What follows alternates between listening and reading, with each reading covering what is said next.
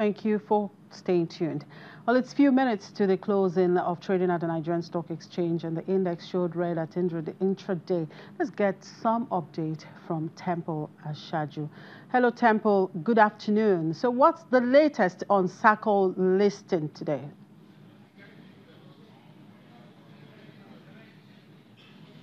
Well, so Chimeze, good afternoon. The facts behind the listing hasn't started.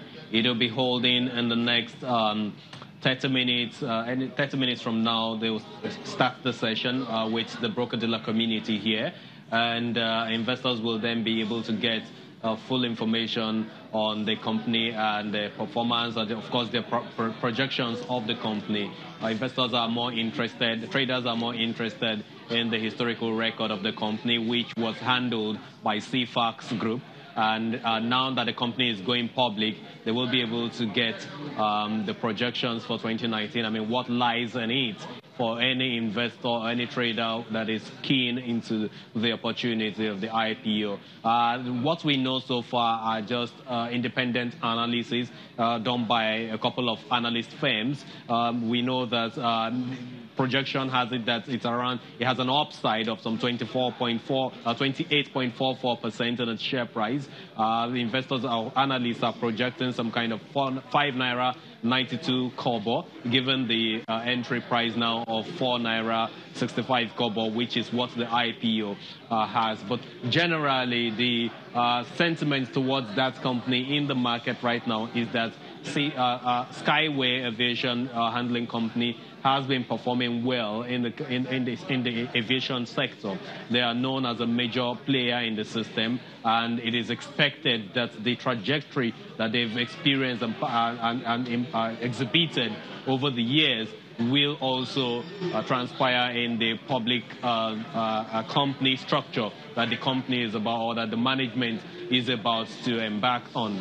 Basically, that's what we know so far about Sahco, and it is expected that by noon, when the session of the facts behind the listing will take place, investors, traders here will have more information and then be able to pass that across to their clients, as the case may be. And in our own case, Channels Television will also be able to give updates on what the company has in stock for investors that are buying into the IPO right now. Chimeze. All right, let's look at the overall sentiment today. At intraday, we saw the all-share index down 0.05%.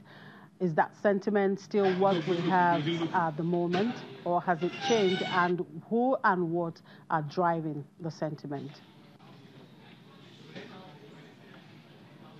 Well, for now, the market looks positive. The key benchmark index is up some 0.15%. We've seen a change in the paradigm. Earlier, as you said, it was down, was basically marginally down. But now we've seen the consumer goods segment and, of course, the industrial goods sector of the market pushing up the index. Dangote, for example, moved up some 0.49% and was able to help to drive up the performance of that sector by some 0.11%. For the consumer goods segment of the market, we've seen buying sentiment on the likes of flour mill, and that share price has risen by 5%. We also have PZ, which is also trending in the market as well.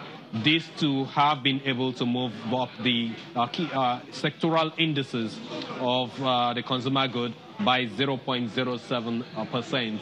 That looks a little bit weak. We do not know what will happen next, because more traders are trooping in now to come and execute some kind of mandates given to them by their clients. And it is until that happens before we can now fully determine or understand what direction the market is going to close at, as things are going right now. We basically know that in the banking sector, there's a whole lot of sell down. We're seeing sell off on the likes of Diamond Bank, which has been up for some time now.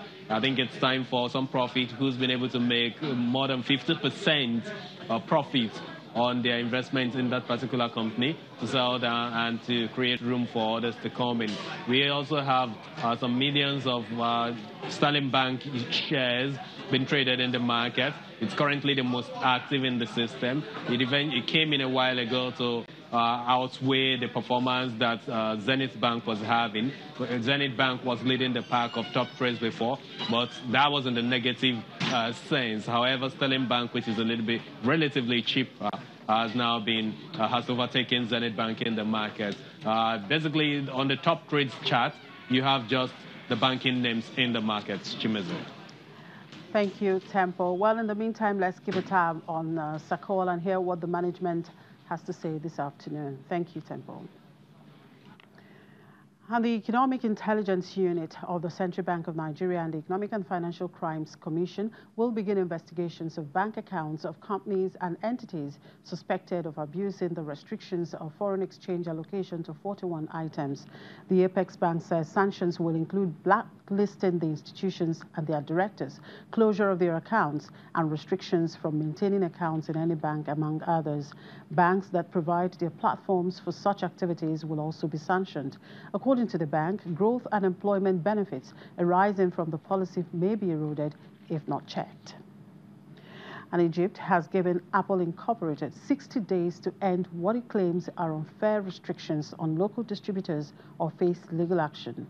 iPhone prices are up to 50% higher in Egypt than elsewhere in the Middle East. The move against Apple and its regional distributor comes just days after the Egyptian Competition Authority accused the California-based iPhone maker of violating local laws by preventing its regional distributors from selling to Egyptian distributors, a move that eliminated what it called intra-brand competition. Apple also banned parallel imports of Apple products into the Egyptian market. The Competition Authority said that while companies had the right to specify sales areas in Egypt, the local market had in effect been isolated from the regional one, sending prices significantly higher than in other Arab nations. And Tunisia's central bank kept its key interest rate unchanged at 6.75%. Inflation stayed at 7.4% in November, its third month in a row at that figure. It fell from 7.5% in August and 7.8% in June. In May, the central bank raised its key interest rate by 100 basis points to 6.75% in a bid to tackle inflation, at the time the second hike in 3 months.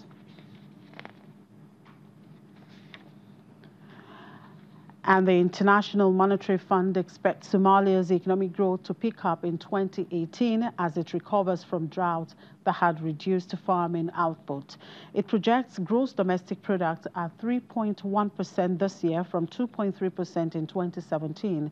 Somalia exports bananas and also produces sorghum.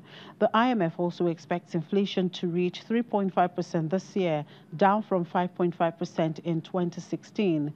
Somalia has been in turmoil since 1991, when clan-based warlords overthrew dictator Said Barre and then turned on each other. Over the past decade, it has also been hit by an insurgency waged by Al-Qaeda-linked Al-Shabaab, as well as famine and maritime piracy. And that's it on the program. Thank you very much for watching. I'm Chimeze Obi Iwago.